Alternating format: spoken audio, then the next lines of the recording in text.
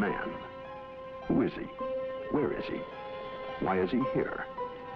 Isolated in space on a round mass of matter live some several billion intelligent beings. Man. But what is his origin? Some say he evolved from the slime of the sea. Others that a god created an Adam and Eve and he was their descendant. Yet another speculates that he was brought here sometime in the distant past when the Earth was colonized by men from another dying planet. Despite the theories and speculations, the answer remains an unsolved mystery.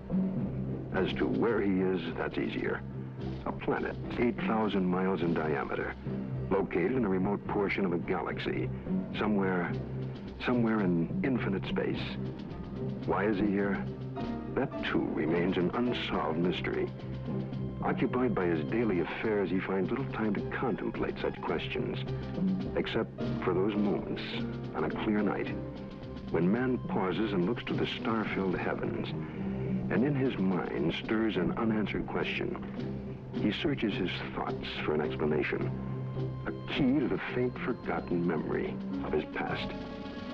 And perhaps at that moment, somewhere else in the universe, on a distant planet similar to his own, somewhere on the other side of our galaxy, other intelligent beings wondered too, and set out in airships on an adventure through space to search for their answers.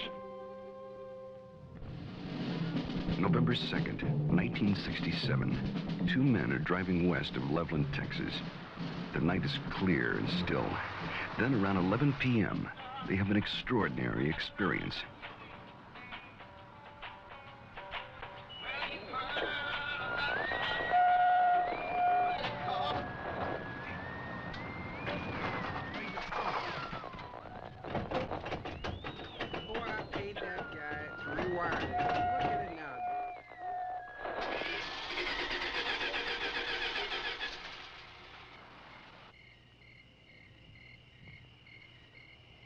Come on, let's get out and check it.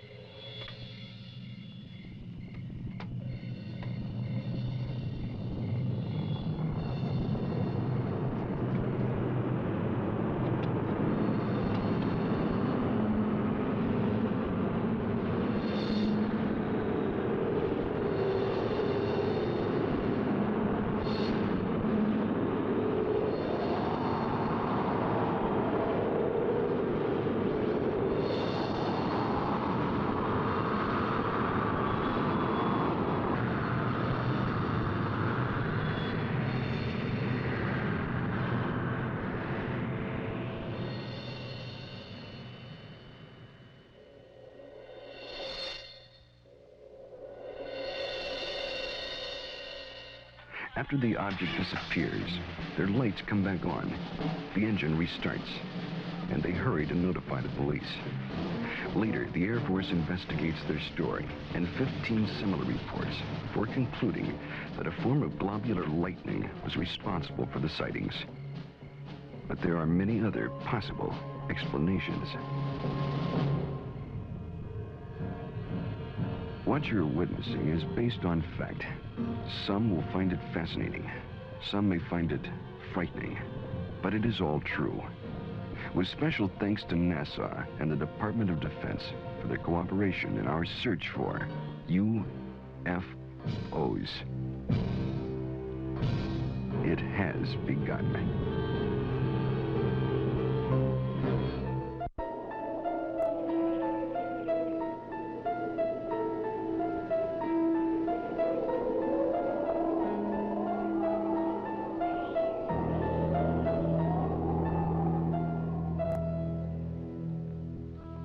The Old Testament, Ezekiel chapter 1.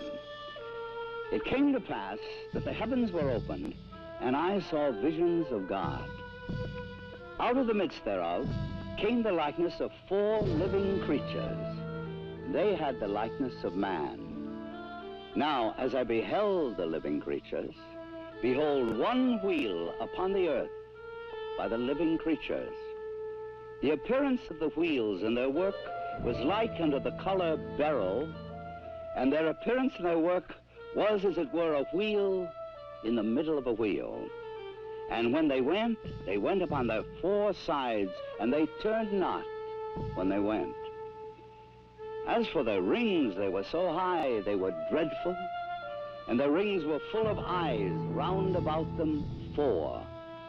And when the living creatures were, the wheels went by them. And when the living creatures were lifted up from the earth, the wheels lifted up. This account took place some 500 years before Christ. Other accounts very similar appear in earlier ancient writings. The Greeks and Romans also are known to have made observations of such things as phantom chariots appearing in the night sky. Records also tell us that during the reign of Charlemagne, there were many accounts of encounters with tyrants of the air and their aerial ships. These accounts so concerned Charlemagne that those reporting such strange phenomena were subject to torture and death. Here is one recorded event given between the 8th and 9th century in France. One day, among other instances, it chanced at Lyon that 3 men and a woman were seen descending from these aerial ships. The entire city gathered about them, saying that they were magicians sent by Charlemagne's enemy to destroy the French harvest. In vain, the 4 innocents sought to vindicate themselves, saying that they were their own country folk and had been carried away a short time since by miraculous men who had shown them unheard of marvels.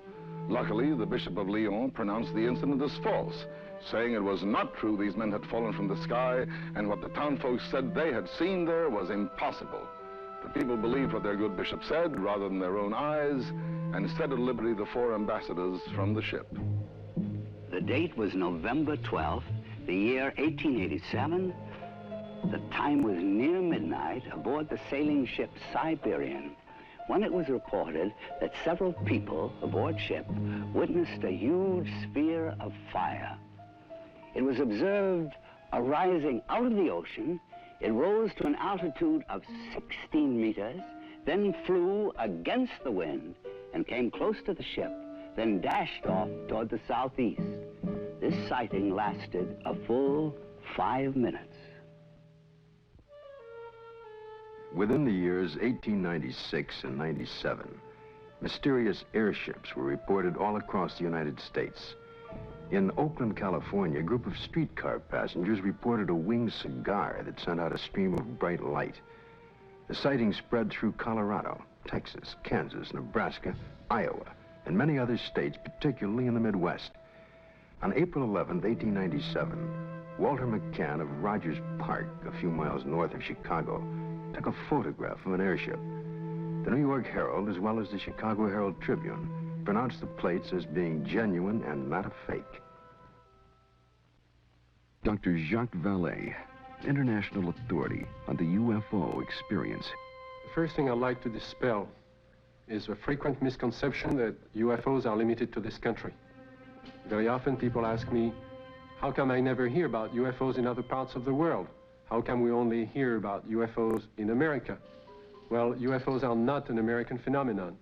They are a worldwide phenomenon. That's one of their most dramatic characteristics. The first major wave of sightings, and sightings tend to come in very intense series over a couple of months, over a given region of the world. The first such major wave occurred over Scandinavia in 1946. There was a major wave in this country in 1947, mainly in the western states. And then there have been waves in the US in 1950, 1952, and so on. And there have been intense concentrations of sightings in Africa, in Latin America, in Mexico, in the Soviet Union, in the People's Republic of China, Australia, New Zealand, and on and on and on. I don't know of any single country that has not had a series of UFO sightings. May 1975, Manitoba, Canada. Unidentified flying objects have been reported over the small town of Carmen. The objects have been seen by many witnesses over a period of several weeks. May 13, 1975, cameraman Alan Carr of station CKY in Manitoba photographs 2 separate sightings over Carmen in front of 4 witnesses. The first sighting occurs at approximately 10:30 p.m. The object appears to be stationary just above the ground. Then, almost simultaneous with a flash which appears in the sky, the object moves north at blinding speed. Only when the film is later analyzed in slow motion does Carr realize what he has captured photographically. Approximately an hour later, a second sighting occurs. The object appears over a group of trees and moves from left to right at an apparently low relative altitude to the horizon. Again, slow motion analysis provides a fascinating study of this unexplained event. On June 30th, 1973, Jean Bigot of the Astrophysical Institute flew over Chad aboard the Concorde, packed full of scientists and scientific apparatus, at 17,000 meters altitude. In the twilight of a total eclipse, Mr. Bigot photographed the horizon with his camera.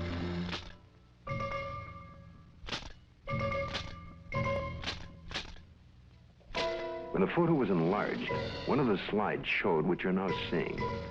If you look closely at this photograph, it resembles exactly what has been cited by many Americans during 1973 and 74.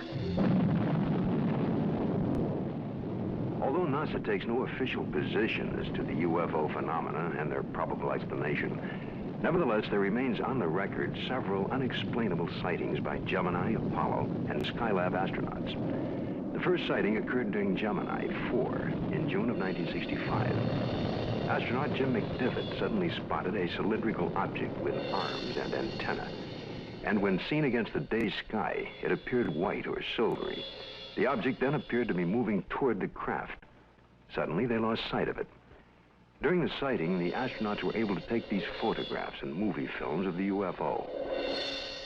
Gemini 5, later that year, after 3 days and 5 hours into their mission, were contacted by Houston Control Center, advising the astronauts that Houston had picked up and was tracking another object, which was pacing Gemini across the entire United States.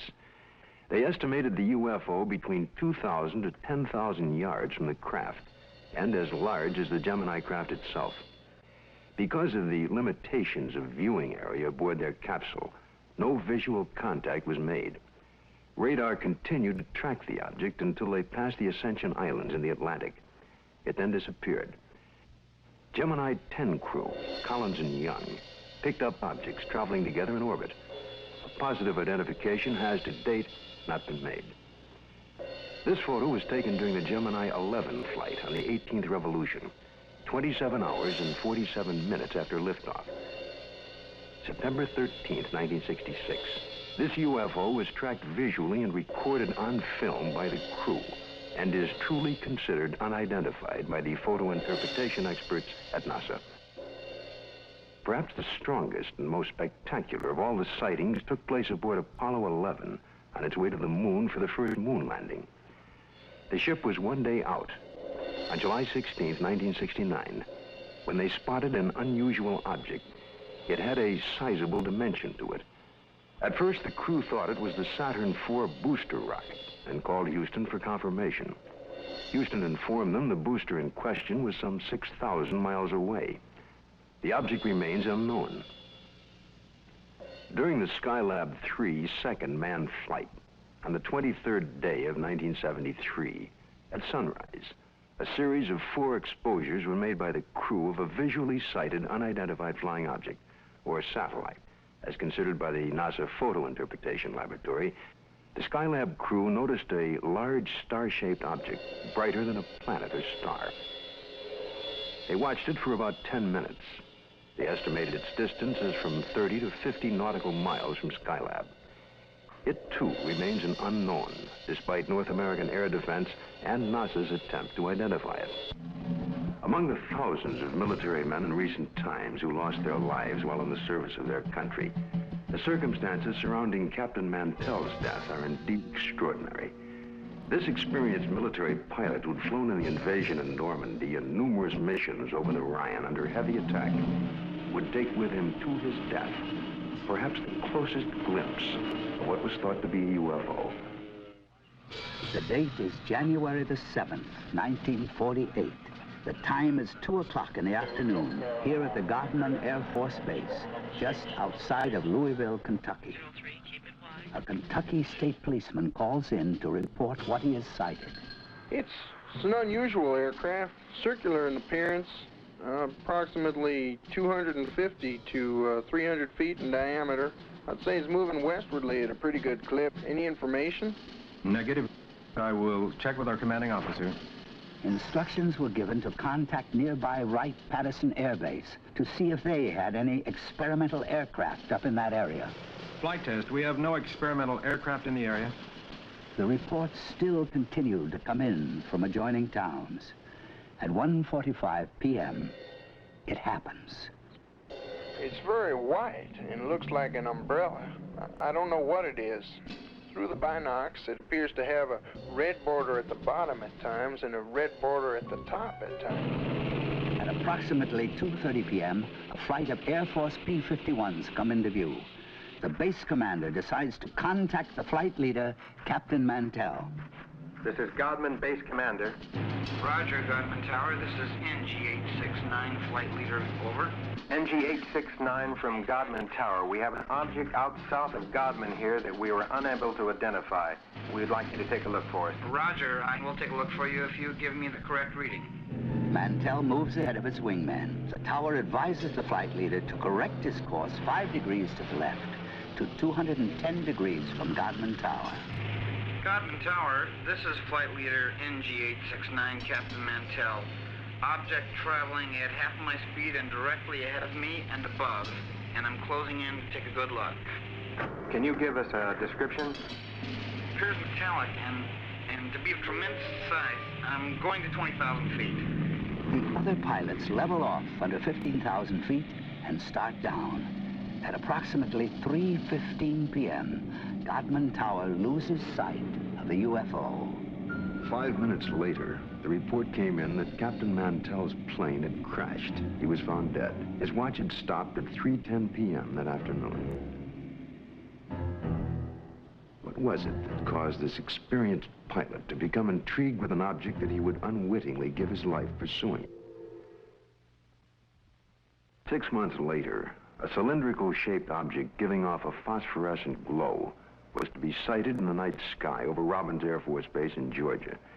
At 2:45 a.m., Captain C.S. Childs and First Officer J.B. Whitted were piloting a routine Eastern Airlines flight number 576 from Houston to Atlanta when Whitted reports, "We sighted an object coming toward us. This strange object had a stream of red fire coming from its tail, and I could see it was much larger than anything I had seen or read about." Childs then notices that the object had no wings supporting it. It passed us on the right side. Its speed was about 700 miles per hour. And both men get a very good look at this unusual object. It was about 100 feet long, shaped like a cigar. As it passed, they clearly saw 2 rows of windows, an upper and lower, that were large and square. During that evening, there was a third witness, the one passenger who was awake on that Eastern Airlines flight, Clarence McKelvey. I was startled, frightened. A male steward came to me and said, "I notice you've been looking out the window. Will you talk to the pilot?" And I said, "Well, of course." The pilot came down with his clipboard. He was visibly shaken. He told me that he had been a flyer in the war and had covered so many million miles of flight and had never seen anything like this before. What was it that I saw? Well, I saw this object. It was cigar-shaped. It had a row of windows. Behind them, it was lit. Out of the rear was a cherry red flame. This hair-raising experience was witnessed by 3 aircraft, a passenger, and ground observers added more corroboration. The conclusion of an air intelligence report was that the object remains unidentified as to origin, construction, and power source, and goes into the record classified as unknown. This is the Pentagon, Washington, D.C. And this man is Colonel Bill Coleman. He was Chief of Public Information for the United States Air Force from 1969 to 1974. It was here at the Pentagon that the Defense Department first became interested in the UFO phenomenon. This occurred in the late 1940s. with reports about objects and lights seen in the sky by military personnel and others. The Air Force decided to investigate the matter anyway. There was that one possibility that these flying objects could well be foreign weapons used for test purposes and might affect our national security. The investigative branch was called Project Sign. The project had only been underway for about 2 weeks when the Mantell crash had made headlines across the nation.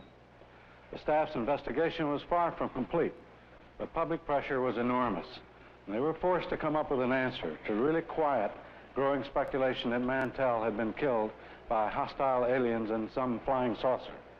That's when we decided that Mantell had chased the planet Venus. However, this was an initial finding. The Chills and Whitted case had an impact on the Air Force project.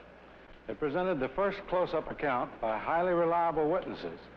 The object described led some of the staff to postulate an extraterrestrial theory, and they wrote up an estimate of the situation, which at the time was classified top secret, suggesting that the saucers were from outer space.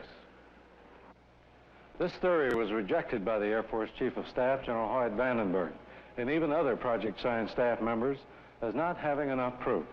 So the extraterrestrial visitation idea was dropped for the time being. It's been said in jest that if these UFOs are from other worlds and they wanted it to be known, all they'd have to do is land on the White House lawn. But an incredible incident, too quickly forgotten in time, took place over our Capitol. In 1952, Air Force spokesman for the Pentagon and UFOs at that time, Mr. Al Chop, relates the famous incident that stirred the Capitol, causing a request from even President Truman to be kept up to date on all the details. There were radar reports of unidentified flying objects over the nation's capital. We had 3 reports.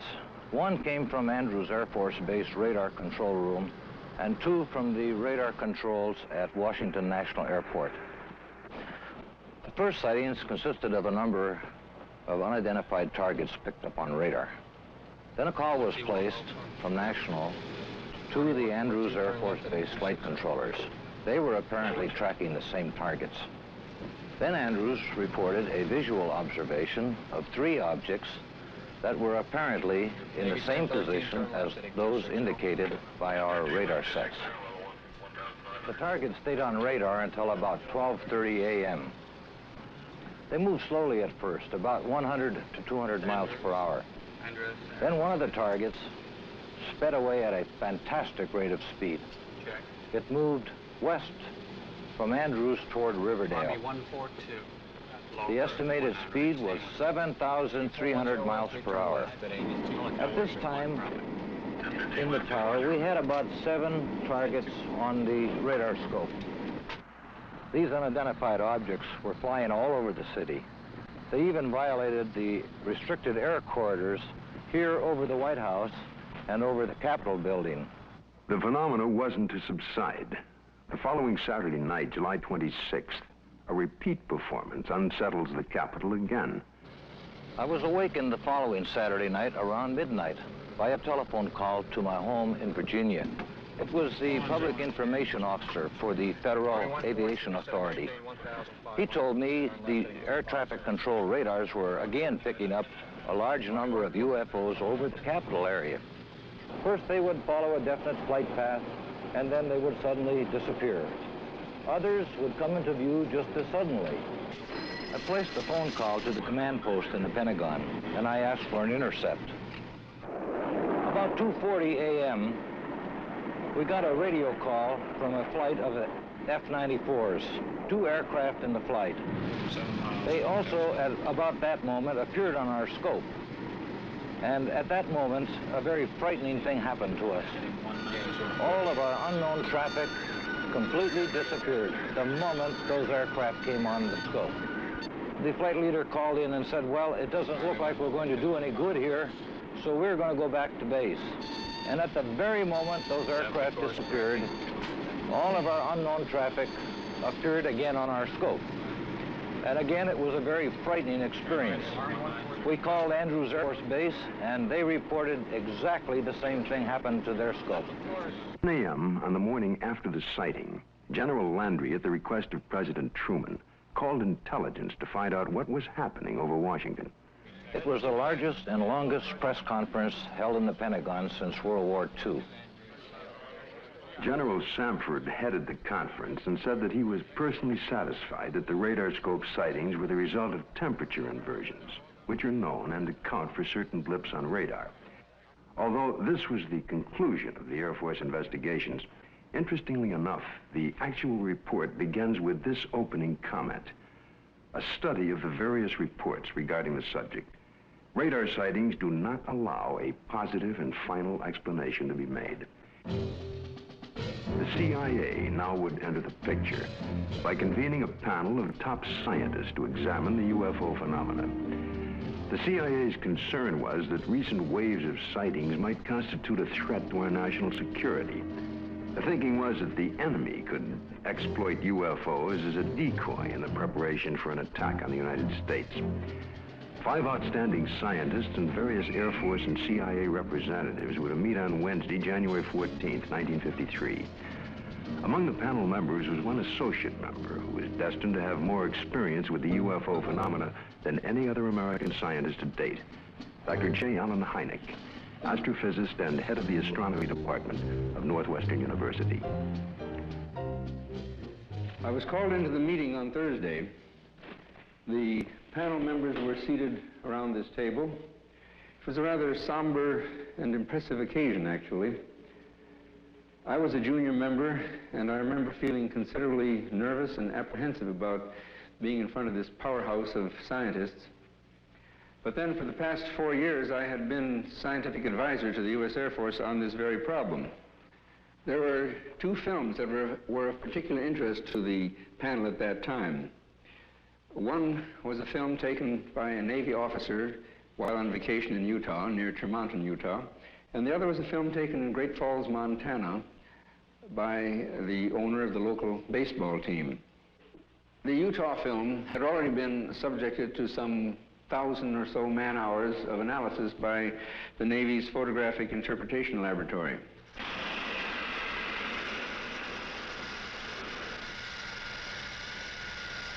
So the panel got up from their chairs and crouched around the wall to examine the films, and they asked to have the films run several times, as a matter of fact.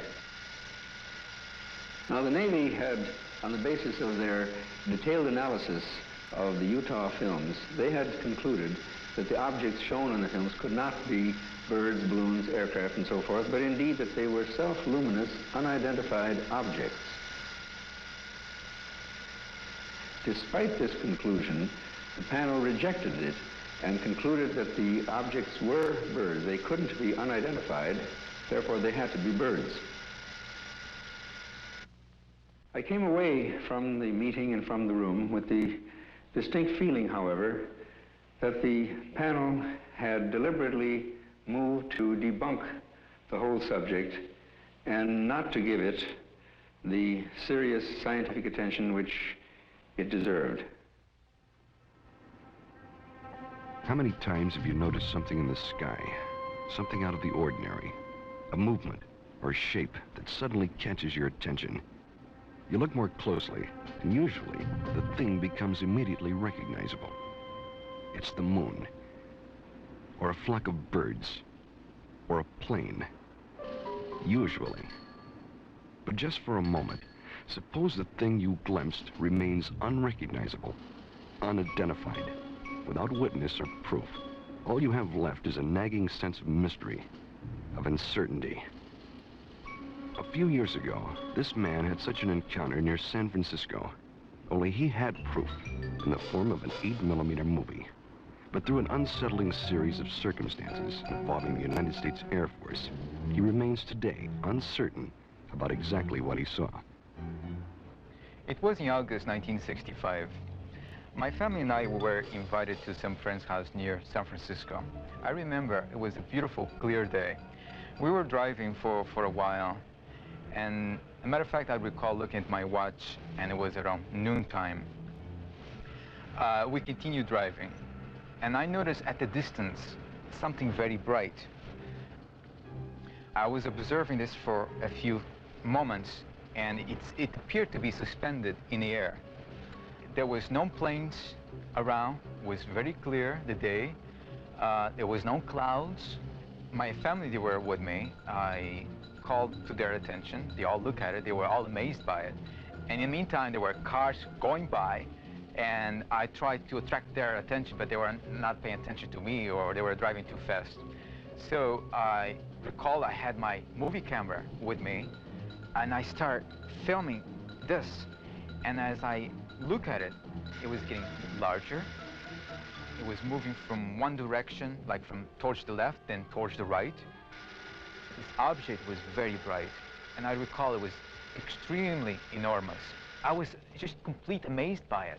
I ran out of film, then when I got home, I called the Hamilton Air Force, and I reported the sighting. The Air Force was very interested. They had asked me, as soon as I had the film developed, they would like very much to look at it. Well, I had the film developed. I look at it. There it was, very bright, quite clear, and moving very rapidly. So I captured this right on film. A week later, I received a letter from Hamilton Air Force Base, which reads, Dear Sir, we have received the 8mm film on which you captured what certainly seems to be a very fast-moving object in the skies over the Bay Area. The film has been forwarded to Wright-Patterson Air Force Base in Ohio, where such observations are investigated. Well, several weeks went by. Finally, the Air Force returned my film, and I noticed immediately it was not the original film. It was not that clear, and the quality was very poor.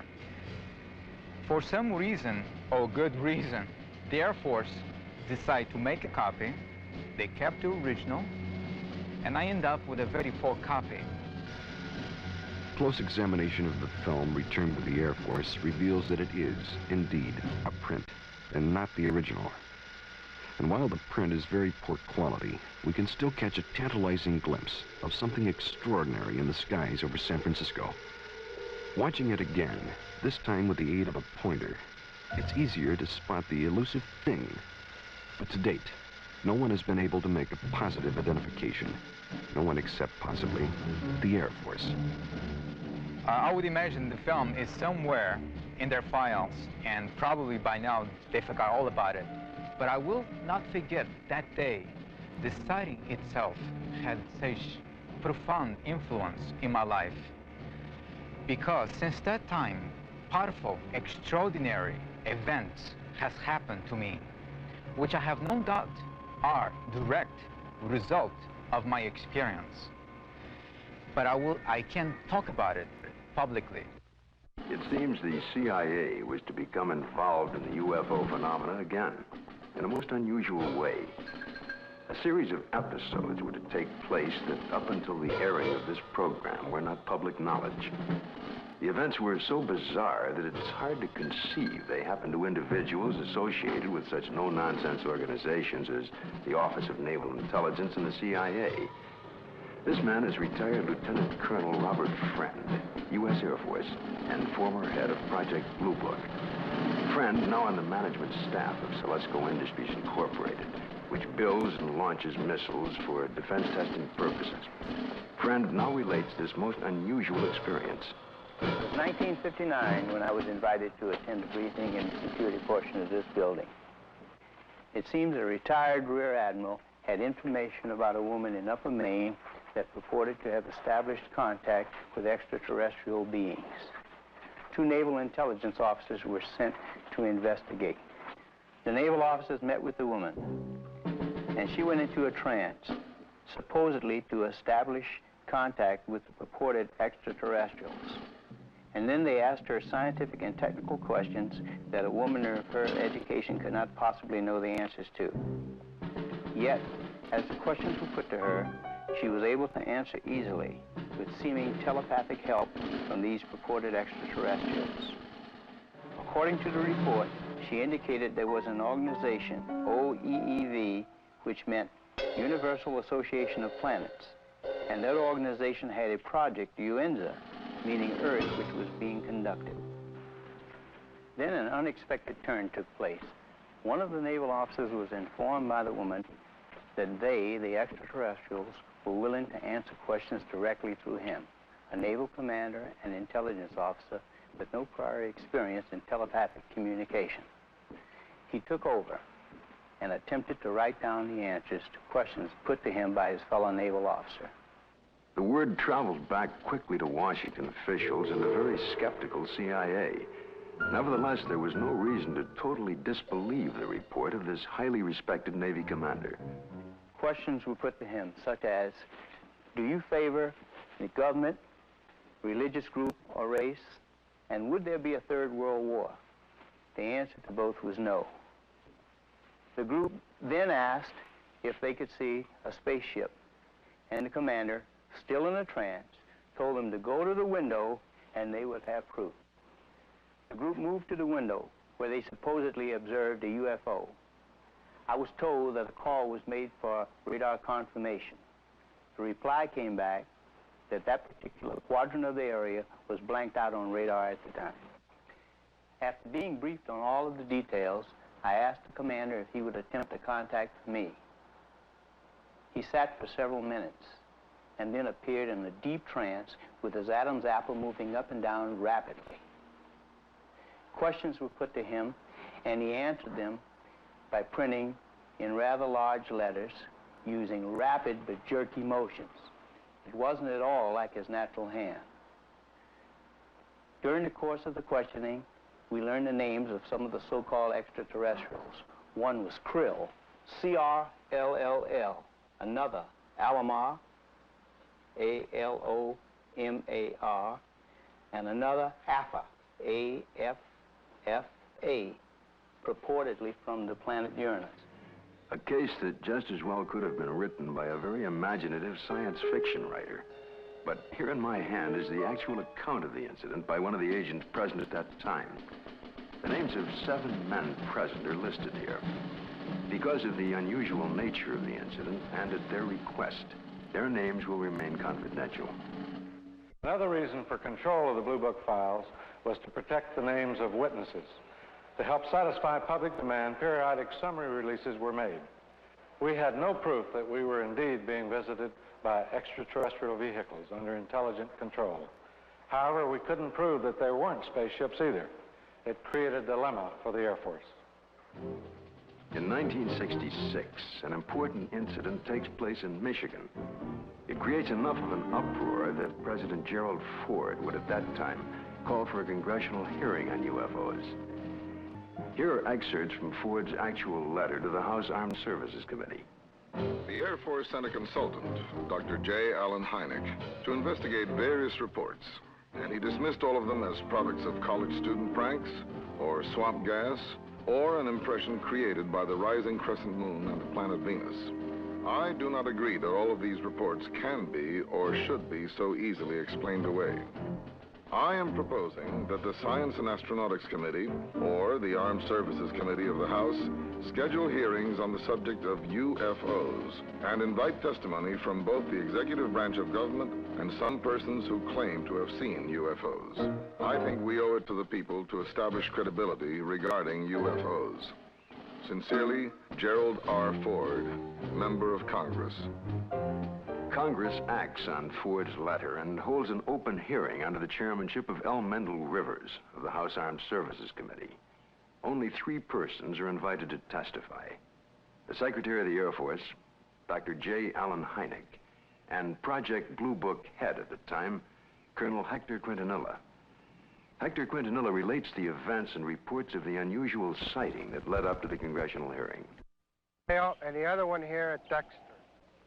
Based upon the original reports from the Sheriff's Department, it all began at 8:35 p.m. on March 20th, when Frank Manor, who used to live over there, reported to the Sheriff's office that he had seen a strange object in the swamp over there. According to the police report, the police officer, in company with the complainant, proceeded along Territorial Road until they reached Brant Road, at which time they turned left, proceeded to the end of the road, secured their vehicle, got out of the automobile, proceeded along the cornfield, keeping the trees lined to their left. Then they crossed an open field to the creek. They crossed the creek and reached this point, which was their vantage point, and observed the object. Frank Manor described the object as brown in color, quilted, with a porthole in the center, sort of flat on the bottom, cone-shaped towards the top. Two small lights, one at each end, one glowing bluish green, the other one a brilliant red, with a glow at the bottom. Well, of course, by the time I arrived, the situation was so charged with emotion that it was impossible for me to do any really serious investigating. I had to fight my way through reporters to interview the witnesses. Other sightings were reported over the area, and a solution from Dr. Hynek and Major Quintanilla seemed in the offing. Well, the pressure was mounting for an official explanation. There were more than 60 newsmen jammed in at that news conference. I gave what I thought to be at that time the only scientific explanation possible for the faint lights in the swampy area. I made the statement that it could be swamp gas, and even though I went on to emphasize that I couldn't prove it in a court of law, that was the full explanation for these sightings. Well, the press picked up the phrase, swamp gas, and rushed off to the telephones, and I was to come into a great deal of criticism over it. What was the outcome of that congressional hearing? I believe the Air Force presented its side quite openly and completely. It seemed to satisfy the members of the committee. Now a remarkable observation is to be recorded. If the facts are correct, the Air Force must now consider the possibility of beings related to UFOs. It happened in Socorro, New Mexico, here just outside of this quiet desert town. A state highway patrol officer, Lonnie Zamora, was on duty, as he had been for the past several years. A black Chevrolet was observed, speeding by the courthouse. Zamora put his highway patrol car into pursuit. Lonnie chased the car north on US 85. As he passed this hilly area, Zamora heard a roar and something caught his attention. 10 or 15 seconds pass. Lonnie then calls in to the sheriff's office. The time was about 5:45, I recall, and he said, Socorro to 1044, an accident. And then he said, I'll be 10 sticks out of the car, which meant that I was going to be investigating a possible accident. And I went up this road about a half a mile, and then I stopped my car and got out and looked out, and I could see a white looking object in the distance. I thought it was an overturned car at first, but I got into my patrol car and went up closer to it. And when I started to get out of the car, I heard a big roar. As I got to it, I could see looked like a couple of coveralls hanging from a clothesline. I couldn't see what it was, but it looked like a couple of coveralls. Zamora called in. He sounded very excited. He said he watched an object lift up slowly and disappeared into the sky very fast. I went down to where the object had been, and I noticed the brush was burning in several places. The object had left 4 perpendicular impressions on the ground. I noticed several bushes were smoldering, but they felt cold to the touch. I noticed what appeared to be a couple of oval footprints on the ground. I knew Lonnie had seen something. The proof was right there.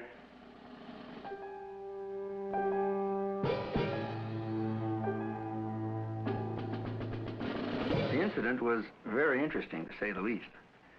It seems to differ from practically all the earlier cases we investigated from one standpoint.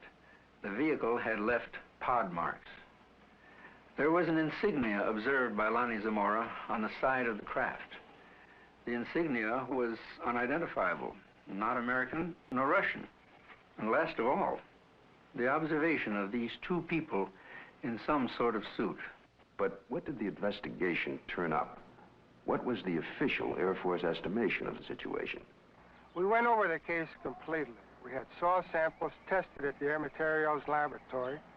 The burnt bushes were analyzed for propellant residue. We measured the distances between the pod marks. My first reaction was that it was a lunar test module from NASA or the Air Force. That seemed to be the only logical explanation. This was probably the best documented case in the Air Force files, and I checked it out everywhere, all the way up to the top, even to the White House command post, and nothing.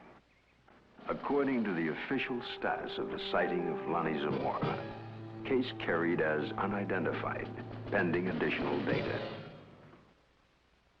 April 19, 1897, in Leroy, Kansas.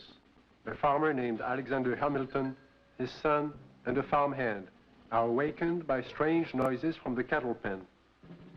Going outside, they discovered, to Hamilton's utter amazement, an enormous airship with a brilliant searchlight is slowly descending over the cow lot. Fearfully, Hamilton moves closer and is startled to find that one of his cows has been caught by a red cable running down from the ship. The next day, after an extensive search, he discovers the cow's hide, legs, and head in a field miles away. This is one of the first recorded cattle mutilations connected with UFOs. The report could easily be dismissed as a tall tale if there were no others. But since then, thousands of bizarre animal mutilations have been discovered, not only in this country, but in Africa, Australia, Brazil, and many European countries, in fact, all over the world. In this country, mutilations have occurred in over 30 states in the last 5 years alone. Frustrated ranchers and law enforcement officials have come to recognize the classic signature of the mysterious mutilators. Often, in a remote area, a cow will be found dead, the sex organs removed, and the tongue, an ear, and an eye, all surgically cut out. The body, more often than not, has been drained of blood, though no blood has been found on the ground. In fact, there are no tracks or prints of any kind near the body. And yet, amazingly enough, there is no evidence of a struggle. One of the first states to be hit by the mutilations was Colorado. Reporter Bill Jackson of the Sterling Advocate covered the story from the very beginning. A classic mutilation, or say 90 to 95% of the mutilations will be almost identical. Some part of the face will be gone, exposing nothing but, you know, the jawbone. An eye will be taken, the tongue will be cut out, and an ear will be taken. The rectal area of the animal will be what appears to be bored out. The reproductive organs will be removed. In the case of a cow, the udder will either be entirely removed or parts of it will be removed. Usually, again, in probably 90 or 95% of the cases, there will be no blood whatsoever in the animal. And there will be no traces of blood on the ground where it fell or where it was mutilated. All you've got is the carcass, and you've got no idea why it died, or how it died, or how it was mutilated. It all began in 1975. It was a bizarre time. Nobody had ever seen anything like this before.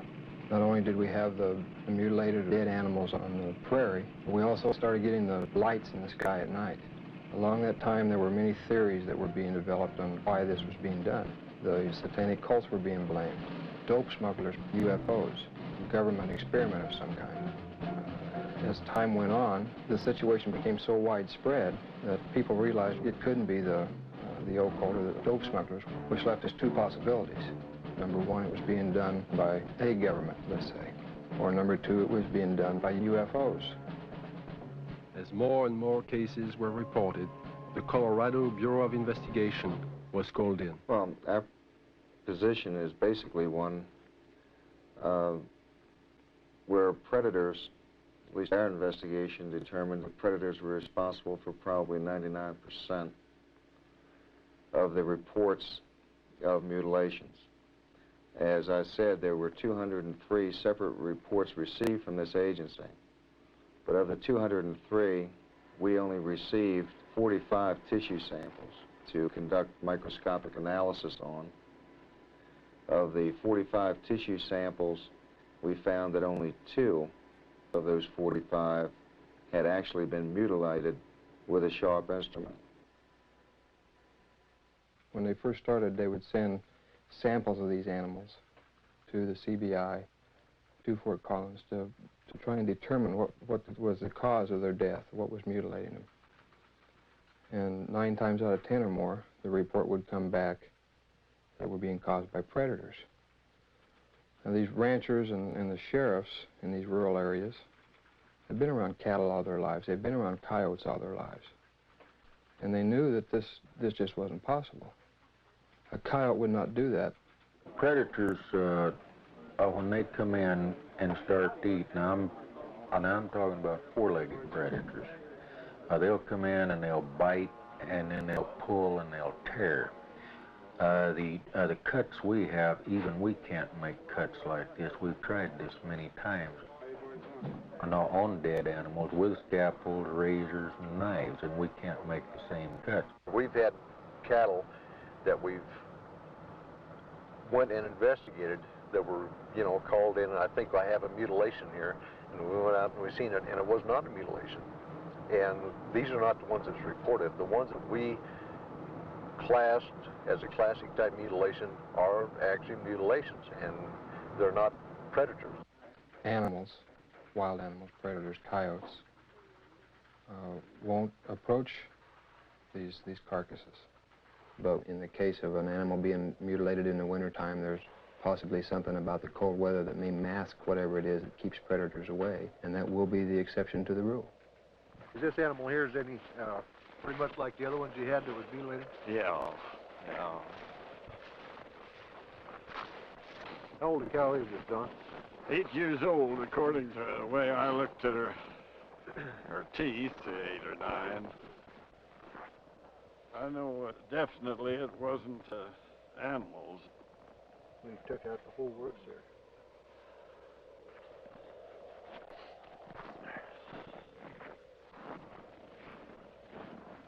Don, now on this critter here, this looks like a real incised wound.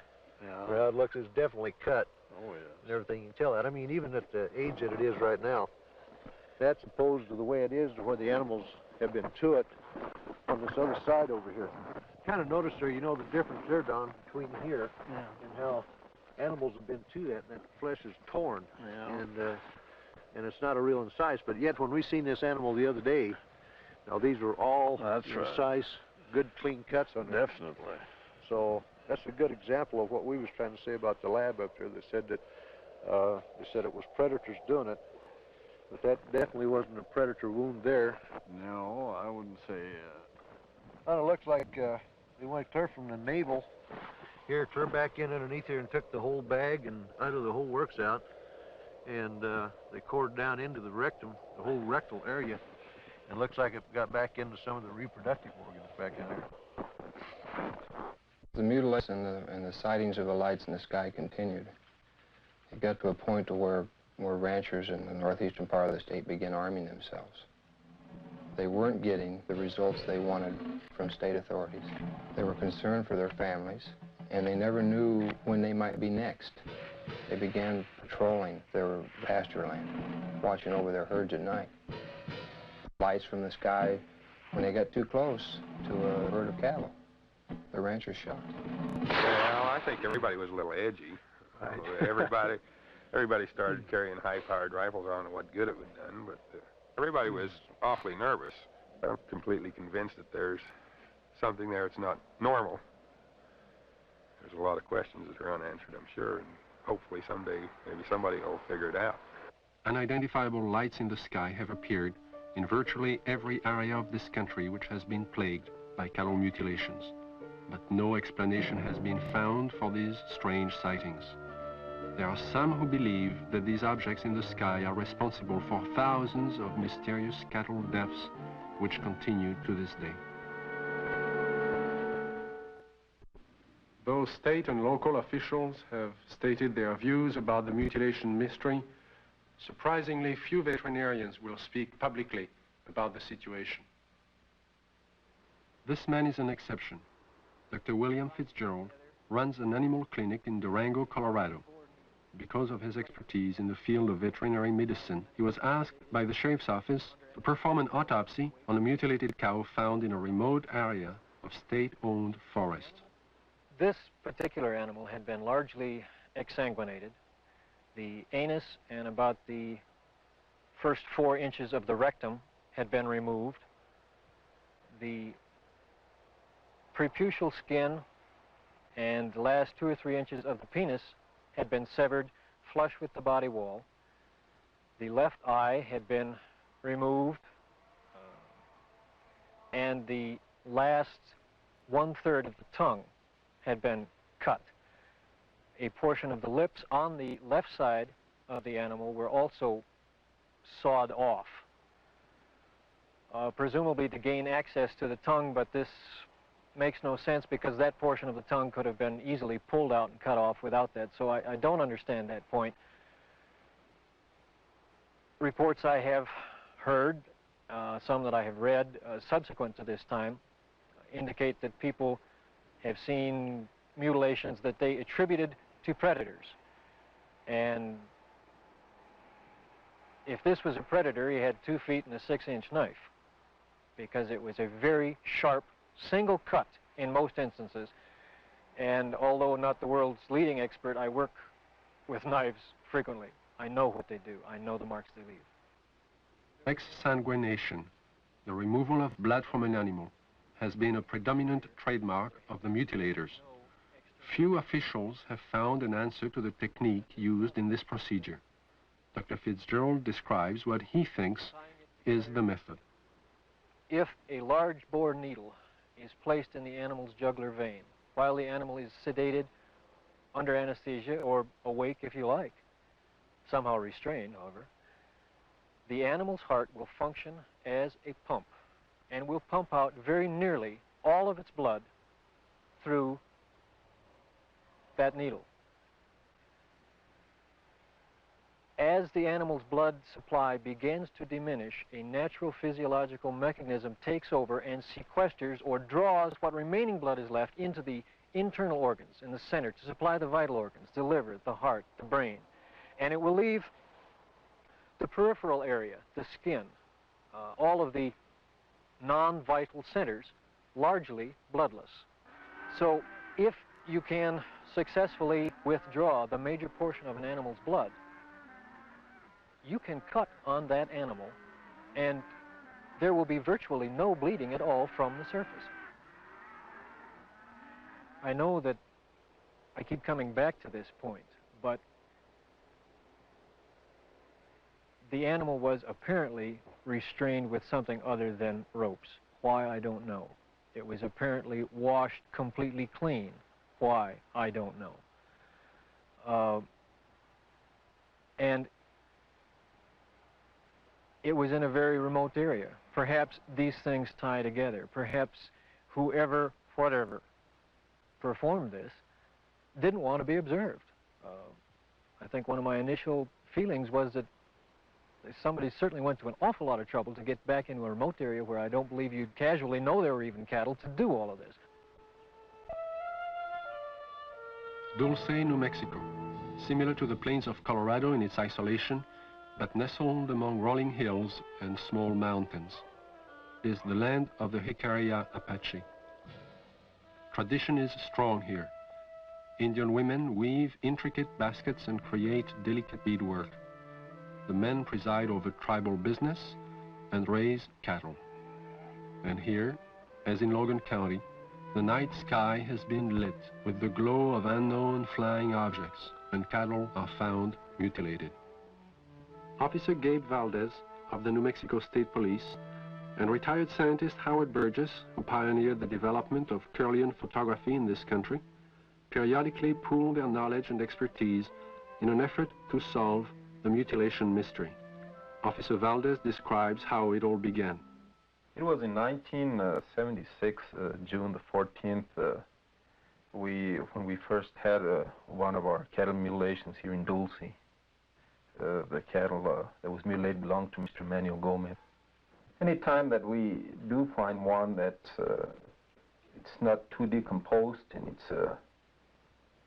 it's fresh enough for us to do some tests, well, I do call on Mr. Burgess because he has a lot of knowledge in the field of science that is very helpful to me in conducting my investigations. Howard Burgess had a theory that some of the cattle had been marked prior to their mutilation with something which would show up under ultraviolet light but be invisible to the naked eye.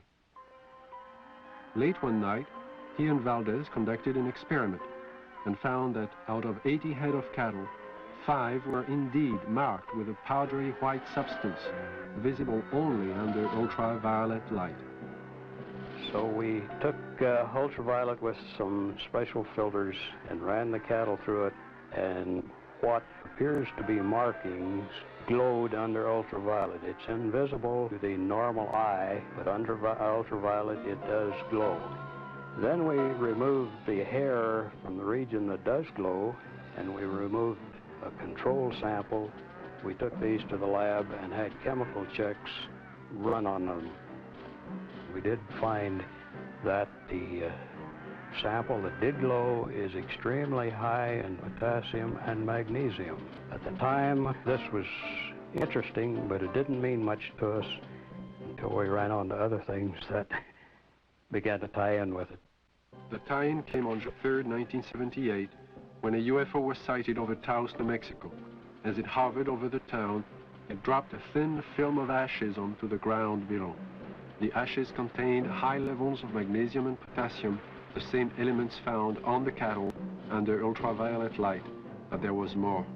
We find there's at least 25 elements in there. There's a good possibility that it may be something that's organic.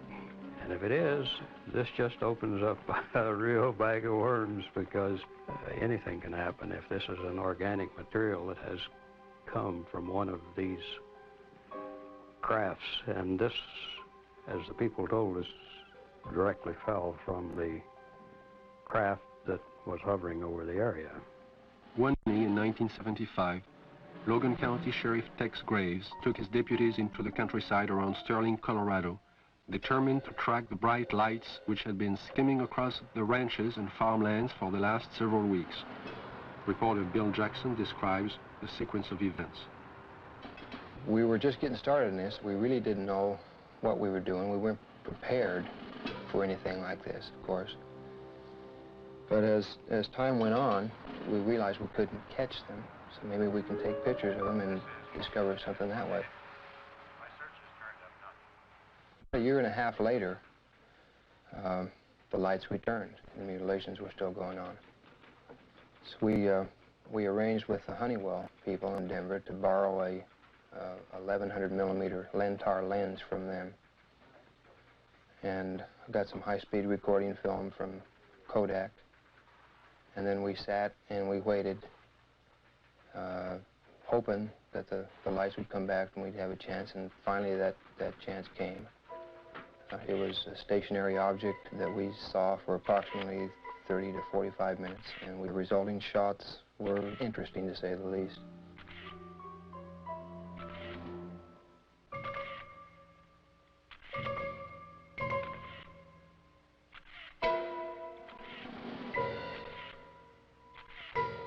Shortly after these final exposures, the object just disappeared. It was almost like somebody hit a light switch and it was there no longer.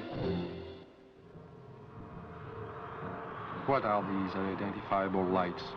What is their nature and their purpose? Why have they appeared in the night skies immediately prior to the discovery of mutilated cattle? And how many more animals will die before the mystery is solved?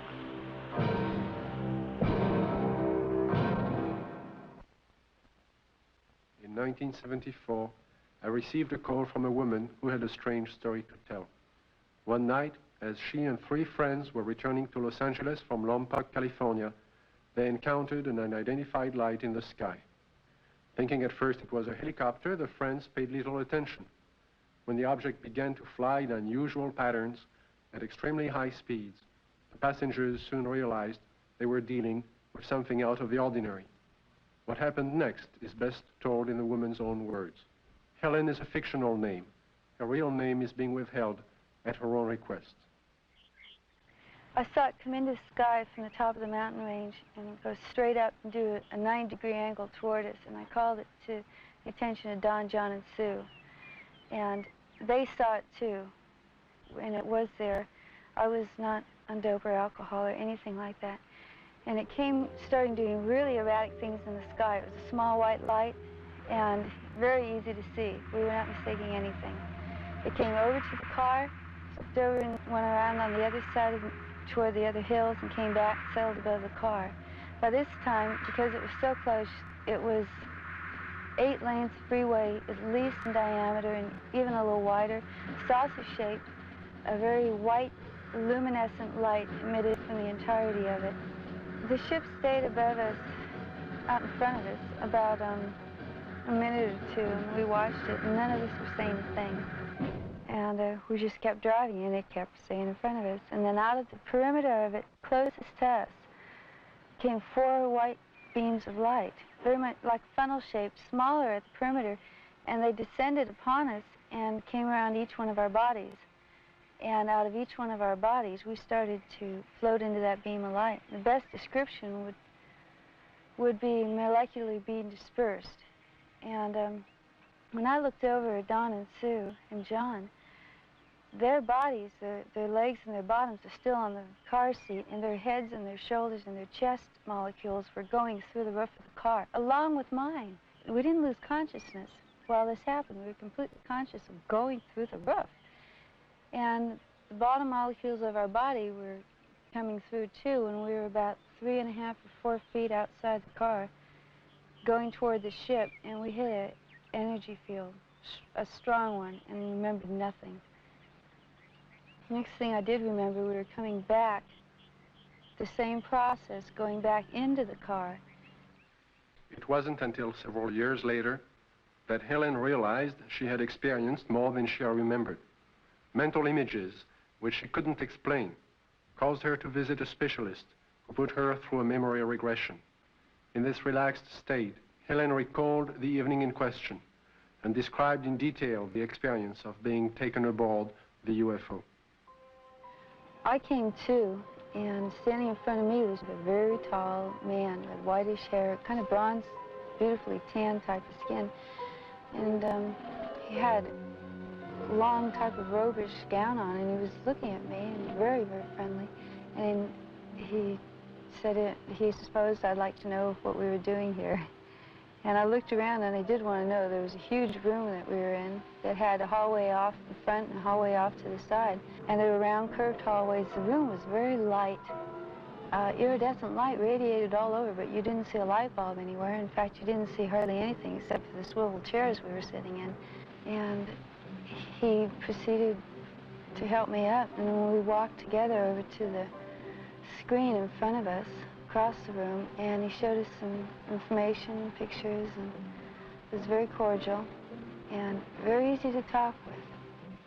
The man spoke to me in English, but concurrent with everything he said was a great deal of telepathic communication, and it was completely peaceful feeling. It all made sense. He showed us a screen with many images on it that clarified some of the things he was saying. He also said that he'd been around with the other people there for thousands of years, and that they had been picking up people and giving information to people for the use of putting it into this world, into this society, to bring about a lot of better changes.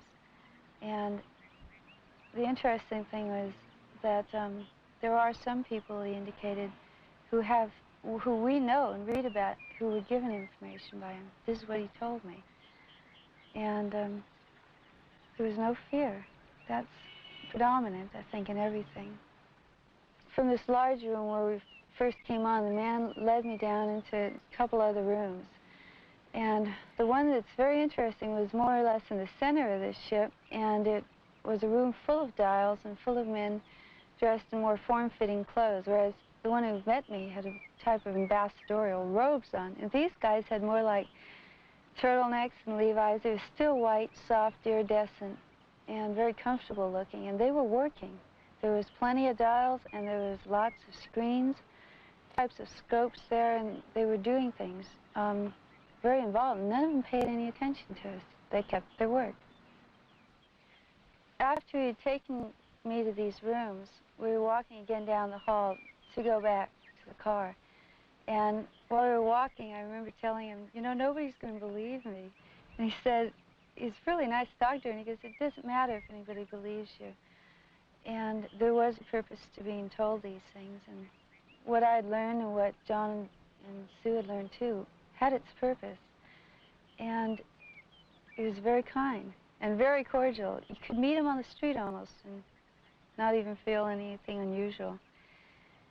And then we came back to the room, and we were put back in the car the same way as we were taken out. And we just this tremendous sense of peace, and that there was a lot more going on than we had originally thought. In December of 1969, amidst great public controversy, the Condon report from the University of Colorado was finally out. In summary, they found no evidence that UFOs were a threat to the national security, and the late Dr. Condon recommended that the Air Force terminate its involvement in UFO investigations and analysis. In 1969, the Air Force officially disbanded Project Blue Book and the study of the UFO phenomenon.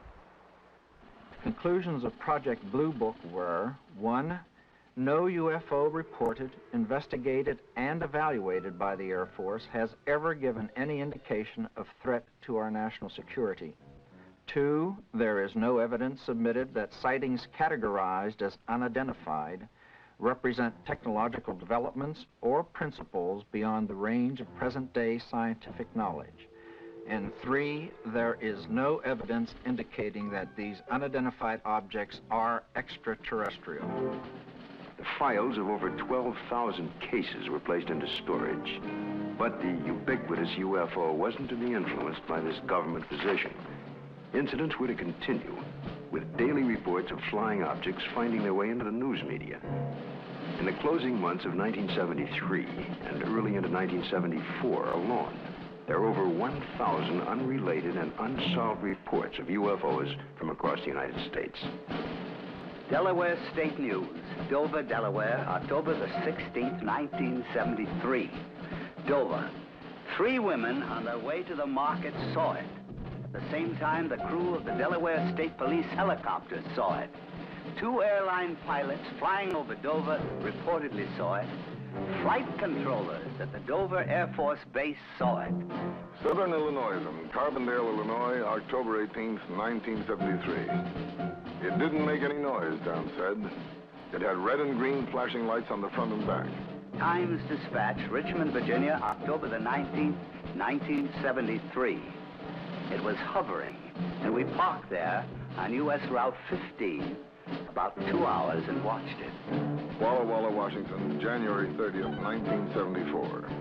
Guards of the Washington State Penitentiary have spotted what appears to be the same UFO 2 mornings in a row from their tower positions at the prison. Scranton Tribune, Scranton, Pennsylvania, February the 25th, 1974. Police spot flying object. State's UFO reports are increasing. October 21st, 1978, Bass Strait, Tasmania. A pilot named Frederick Valentich disappears after reporting a strange craft hovering above him. December 12, 1978, La Chapelle, France. A 45-year-old worker riding home observes an oval object. Together with another witness, he sees the craft hover above them. December 12, 1978, Guadalajara, Mexico. 2 luminous saucer-shaped objects are reported by residents, then by a police officer.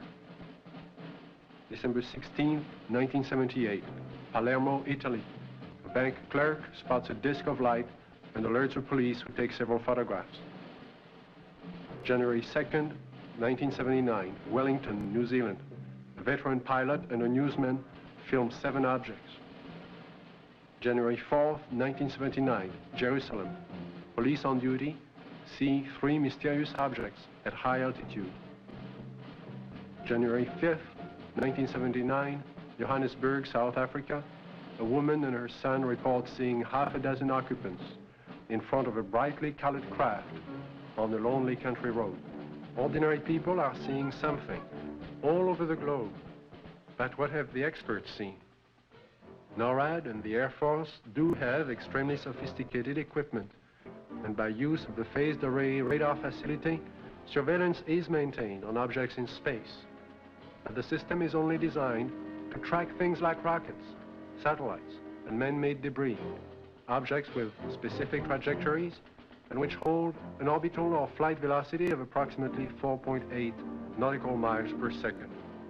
This system is designed to discriminate between objects in space. For example, it will ignore a meteor entering the Earth's atmosphere, but will quickly spot a satellite as it begins re-entry. Objects can also be photographed with incredible precision by the electro-optical surveillance system, and it's very good at its job. However, it's not designed to photograph everything, just specific items and particular missions. The sky is so vast, it is virtually impossible to wait for, track, and photograph all unidentified phenomena. There is just not sufficient time or budget. So it is not really accurate to say that our sophisticated equipment and personnel are able to identify and examine any and all UFOs. On the contrary, they are programmed to study man-built machines, and only that. Among the many reports of UFOs in late 1973, one incident would stand out because of the credibility of the four witnesses. This is Major Coyne, Army helicopter pilot, his co-pilot, Lieutenant Arrigo Jetsi, Air Medic Sergeant Healy, and Robert Janacek. These men had just finished their annual flight physical early that day and were found fit and sound of mind. They would take off from Port Columbus Airport about 10:30 p.m.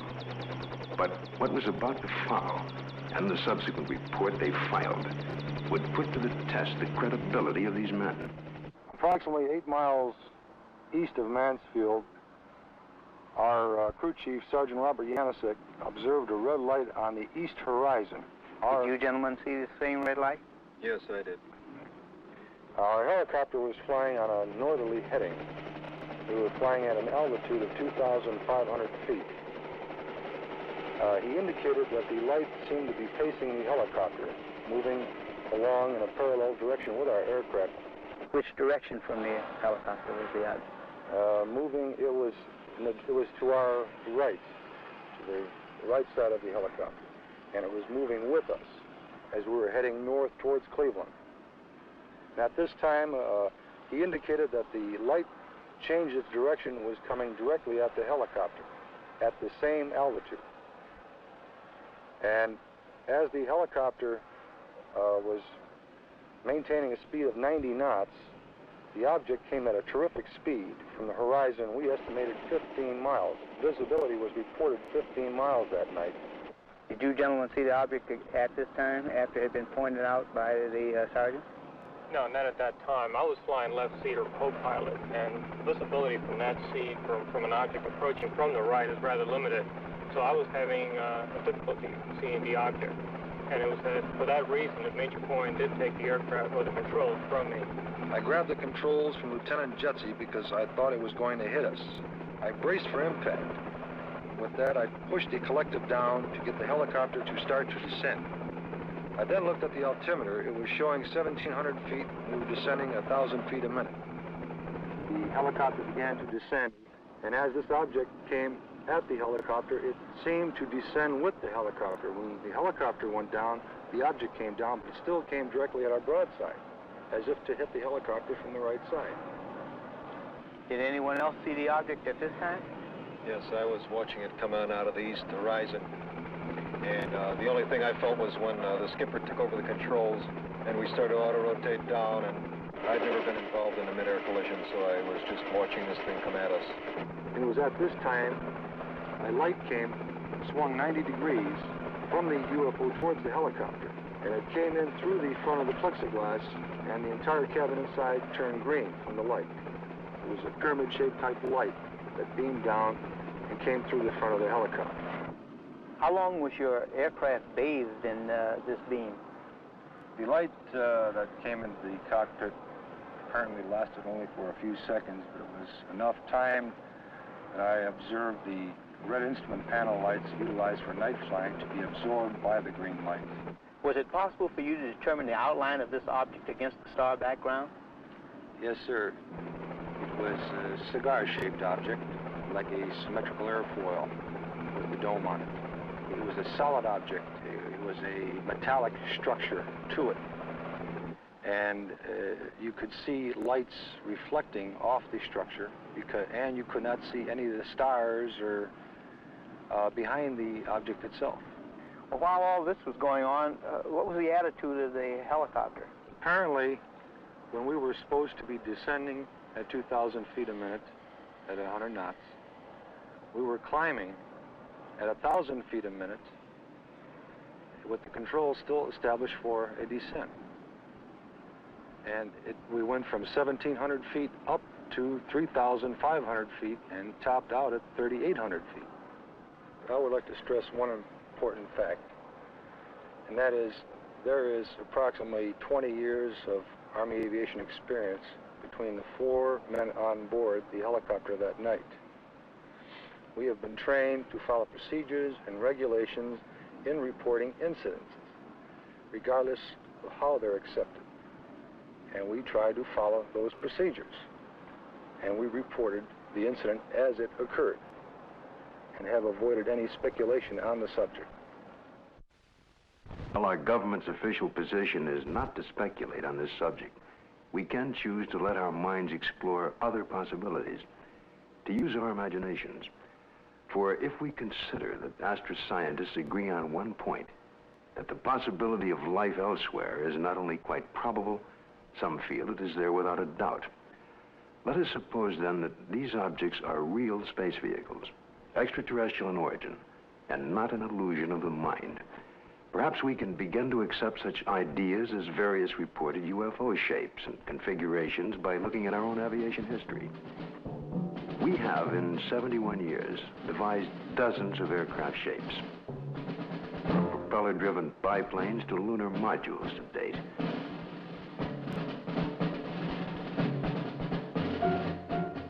And by projecting into the future, it's conceivable that our technology may lead us to similar developments. As to the UFO's behavior, if they are space vehicles, they appear to have movement in advance of our understanding of what is possible in the 20th century. But we must realize, however, it stretches our imagination. There will be a 21st and 22nd and 23rd century, where the impossibilities of today may be tomorrow's commonplace. If these vehicles are of origins outside our Earth, then we must assume they are managed, controlled, and operated by some sort of beings, perhaps similar to us. From sketchy reports around the world, we can begin to construct a hazy portrait of these aliens. Reports indicate ashen, pale, white skin, perhaps with a thin protective membrane over them. Eyes large, far apart, with a wraparound appearance. Nose indefinite, 2 small breathing holes. A slit mouth, or small, or no opening at all. Behavior, cautious, curious, firm. Ability to paralyze on touch. Sounds emitted. Humming. Oohs in a foreign language or some accent. Buzzing as if electronic from their head and chest. Wearing head protection or overall body protection. We just might not be scientific and technically sophisticated to the extent that's necessary in order to recognize what is the real evidence in this, in what we have collected. I think we should also think of other possible hypotheses. Suppose there are such things as interlocking universes, where forms of matter which don't mesh with ours except under strange conditions. To assume that we're on the level of intelligence that would of necessity be visiting us, if they have the ability to come here, there may be no common bridge of understanding. There may be attempts at communication and we don't recognize it as communication. We must always be aware of the fact that we may be testing the wrong hypothesis. As for instance, in the days when people talked about stones falling from heaven, that was testing the wrong hypothesis. Meteorites do exist. The phenomenon exists, but they're not stones that fall from heaven. They're stones that the Earth collides with when they're in orbit around the sun. It's arrogant, egocentric, egotistical for us to think that we are the highest intelligences in the universe. I think that's completely preposterous. As far as the extraterrestrial intelligence is concerned, I believe it's out there. We have not been able to come up with a logical explanation. At least our scientists have not. The only plausible explanation that would explain all of these sightings is the theory that these could be intelligently controlled vehicles controlled by an alien species, alien to this planet. How would the public react if this event were true? To find the answer, Dr. Leon Festinger of the New School for Social Research consulted a number of prominent social psychologists from several universities across the United States.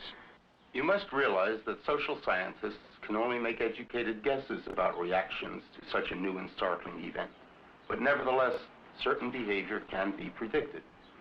Dr. Aronson of the University of Texas points out that many people already have strong beliefs about the existence or non-existence of extraterrestrial beings and are committed to these beliefs. Dr. Walser tells us that if these extraterrestrial beings were advanced beyond us, we would probably gain technological information from them, that many Americans may worry that their benefactor will demand something in return, constant gratitude or acknowledgement of their superiority. As far as panic is concerned, most of my associates agree that it wouldn't happen unless there were, one, an imminent danger with no escape or chance to protect oneself, and two, it resulted in loss of contact with family or primary groups. And last, there is also the question of longer-term effects. What would happen over many years? One social psychologist suggests that it might help to unite the world. If the visitors from space prove to be an enemy, he suggests, then we would unite as one species to drive the invader away and then to live in peace thereafter. We've so far talked of the past and the present, but what are the possibilities of the future? It seems almost certain that if other beings more advanced than ourselves do inhabit other sectors of the universe, then it's quite probable there will come that day, that moment in time, when official contact will be made. Let's look at an incident that might happen in the future, or perhaps could have happened already. The premise is that contact is made by extraterrestrial beings with representatives of the United States Air Force at Holloman Air Force Base in the deserts of New Mexico. The day is clear. It's about 5:32 a.m. at Holloman Air Force Base. Traffic light. One recon plane is on the field ready for takeoff when Sergeant Mann is given a report of an approaching unidentified craft. Yeah, Bill, no, nothing on the law. I'll repeat it again. Unidentified approaching objects on coordinate 49er, 34 degrees southwest, following Lincoln Array. Can I go northeast with the Army helicopter? Probably a stray civilian, maybe. Keep me informed. I see him over there. Check with Edwards. Make contact with him, Bill. This is Holloman Air Force Base, control tower. Identify yourself. What's your tail number? You're encroaching on military airspace. Warning, identify yourself. You're in a restricted military air corridor. Call the base commander. Base commander's office, Sergeant Whitmore speaking. Yes? Yes, hold on. Colonel, for you. This is Colonel Horner, yes? Yes, an unidentified vehicle. You warned the aircraft again? 142, turn left. What's its shape? Check Edwards. Civilian patrol? Okay, all right. Sound a red alert. Unidentified aircraft approaching. Hey, Bill, give me a quick check with Wright-Patterson Intelligence. There may be an experimental craft from somewhere, I don't know, here.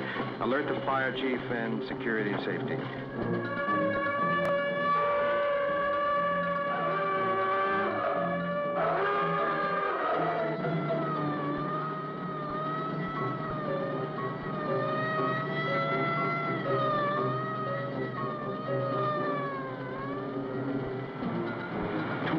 Interceptors are dispatched to escort the unidentified crafts out of the area.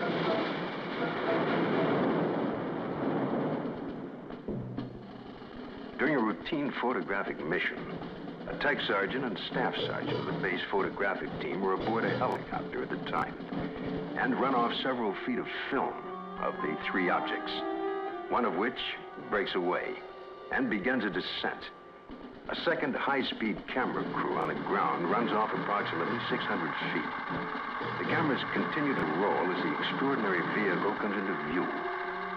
It hovers, almost silently, about 10 feet off the ground for nearly a minute and yaws like a ship at anchor, then sets down on 3 extension pads. The commander and 2 officers, along with 2 base Air Force scientists, arrive and wait apprehensively. A panel slides open on the side of the craft. Stepping forward, 1, then 2, and a third, what appear to be men dressed in tight-fitting jumpsuits, perhaps short by our standards, with an odd blue-gray complexion, eyes set far apart, a large pronounced nose. They wear a headpiece that resembles a rope-like design. The commander and the 2 scientists step forward to greet the visitors. Arrangements are made by some sort of communication, and the group quickly retires to an inner office in the King 1 area. Left behind stand a stunned group of military personnel. Who the visitors are, where they're from, and what they want is unknown.